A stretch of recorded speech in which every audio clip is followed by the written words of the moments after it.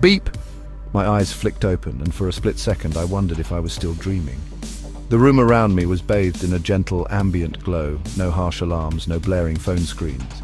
Just a soft, almost musical chime that seemed to come from everywhere and nowhere at once. A soft female voice filled the room, warm and reassuring as if she'd known me for years. "Good morning, Neil. Your coffee is ready.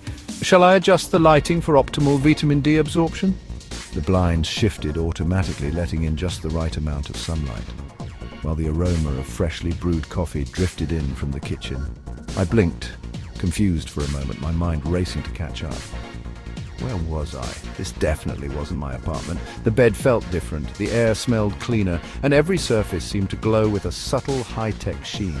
My gaze landed on a wall-sized screen that had come to life. It displayed the news, weather, and even my schedule for the day, all seamlessly integrated and personalized. I realized with a jolt that everything here was controlled by, apps, but not the kind I was used to. These were everywhere, woven into the fabric of daily life. Right, I mumbled, the memory finally surfacing. I'd volunteered for a time travel experiment. They'd sent me to... When was this? The future of apps? It was all coming back to me now. The forms, the scientists, the strange machine humming in the lab. This wasn't just about a phone in my pocket anymore. Apps ran everything. My home, my clothes, even my breakfast. The entire environment responded to my needs before I even voiced them, anticipating my routines and preferences. My wardrobe slid open and the clothes inside adjusted their temperature based on the weather app's real-time data. I didn't even have to think about what to wear. The closet suggested outfits, optimized for comfort and style, and even reminded me of upcoming meetings. In the kitchen, breakfast was already being prepared by a robotic chef, following a recipe from a culinary app that tracked my nutrition and taste preferences. The oven preheated itself, the coffee poured automatically, and a gentle voice reminded me to hydrate. It was honestly astonishing and a bit unnerving. Every detail of my morning was orchestrated by invisible algorithms working together in perfect harmony. I felt a mix of awe and unease. Was I in control, or was the technology running the show?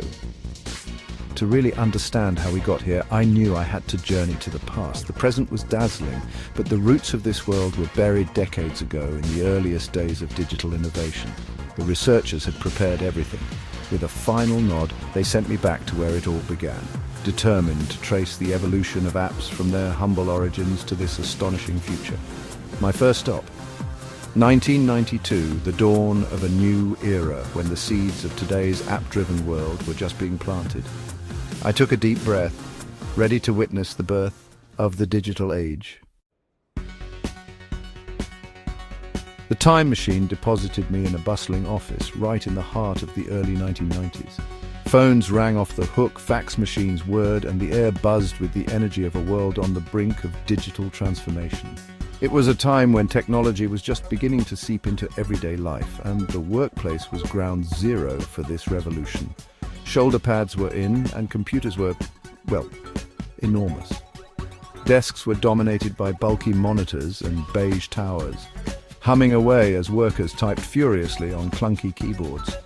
The idea of carrying a computer in your pocket seemed like pure science fiction.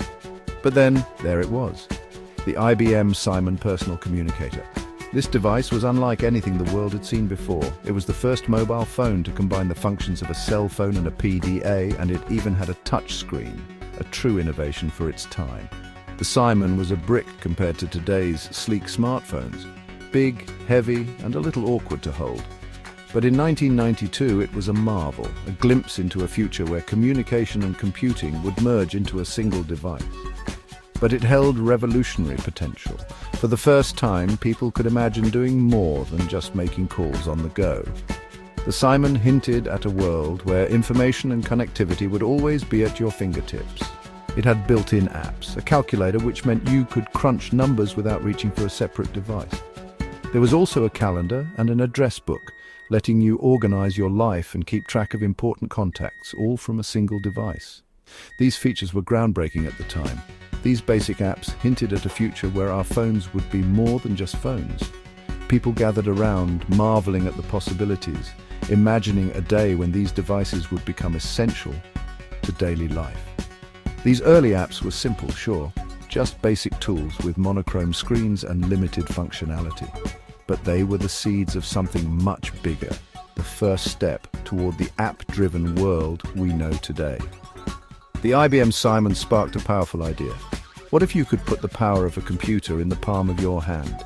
That idea would change everything, setting the stage for the mobile revolution that was just around the corner. My next stop, 2007. The air buzzed with anticipation. Steve Jobs was on stage about to unveil the iPhone. This wasn't just a new phone, it was a revolution. The iPhone, with its intuitive touchscreen and beautiful design, changed everything.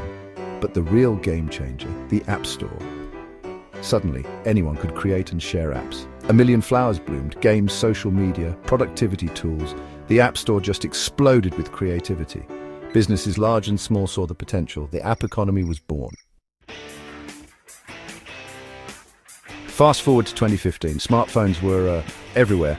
Apps were no longer a novelty, they were woven right into the fabric of daily life. Need a ride? Call an Uber. Hungry? Order food through Deliveroo. Want to connect with friends? Yeah, there's an app for that. Dating, shopping, banking, apps became our go-to solution for, well, pretty much everything. This was the era of mobile first. Companies designed apps before even thinking about websites. The world had truly gone mobile. Now, here I was in 2030. Apps were no longer confined to our phones. They permeated every aspect of life. My smart home, my self-driving car, even my health monitoring, all managed by apps. Imagine super apps powered by artificial intelligence. They anticipate our needs, connect seamlessly with each other, and offer personalized experiences. Virtual reality apps transport us to distant worlds or let us connect with loved ones as if they were right there in the same room. The possibilities honestly seem limitless.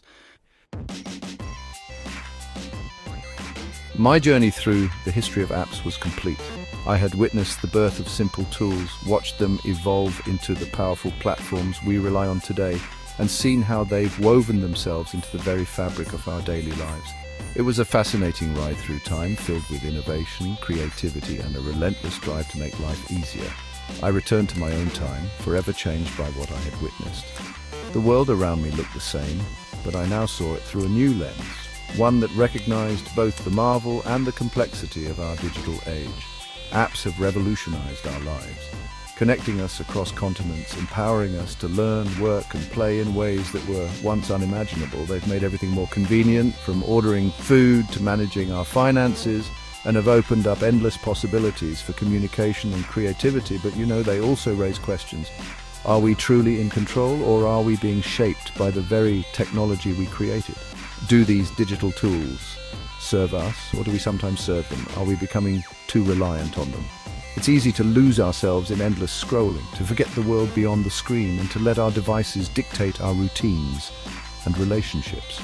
What happens when technology fails? A lost connection, a dead battery, or a glitch can suddenly leave us feeling helpless, disconnected, and uncertain about what to do next. As we venture further into this app-driven future, we must proceed with both excitement and caution. It's up to us to find balance, to use technology as a tool for growth, not as a crutch. The future is in our hands, or perhaps in the apps we hold in those hands. The choices we make today will shape the world of tomorrow, so let's use this power wisely. Please share, like, and subscribe.